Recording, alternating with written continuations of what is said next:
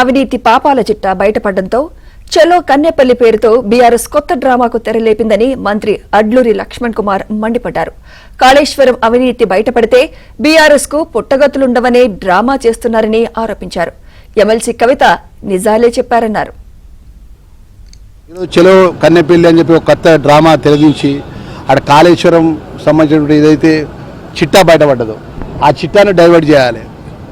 వాళ్ళు చేసిన పాపాల చిట్టా మొత్తం బయటపడ్డది. ఇప్పుడు ఒక కమిషన్ ద్వారా ఆ ప్రాజెక్టు మొదలైనప్పటి నుంచి చివరి వరకు వారు చేసిన పాపాల చిట్టాలు బయటపడితే ఆ పాపాల చిట్టాలు బయటపడేటువంటి అంశాన్ని ఇక్కడ ప్రజలు బలంగా ప్రజల దగ్గరికి పోతుందో, ఈంత మాకు పుట్టగదులు లేకుండా మా పార్టీకి టీఆర్ఎస్కి అయిపోతుందో, ఈంత ఉన్న కార్యకర్త ఎవరు లేకుండా అవుతుందో అనే భయానికి ఏదో కొత్త డ్రామా తీసి ప్రజలు అన్ని గమనిస్తున్నారు. ఏదేమైనా కూడా మాజీ ముఖ్యమంత్రి కేసీఆర్ గారి, మాజీ మంత్రులు ఉన్నటువంటి హరీష్ రావు గారు కానీ, కేటీఆర్ గారి, మాజీ మంత్రులుగా ఉన్న వాళ్ళు ఒకసారి మా కరీంనగర్ జిల్లాకు సాగునీరు విషయంలో ఏం అన్యాయం చేసిన విషయంలో కూడా చర్చకు వస్తే నేను సిద్ధంగా ఉన్నా. కవిత గారు ఒక సోదరిమణిగా ఒక అన్నగా చెప్తున్నా, యథార్థం ఇంటి గుట్టు అనేది బయట పెట్టింది ఆమె.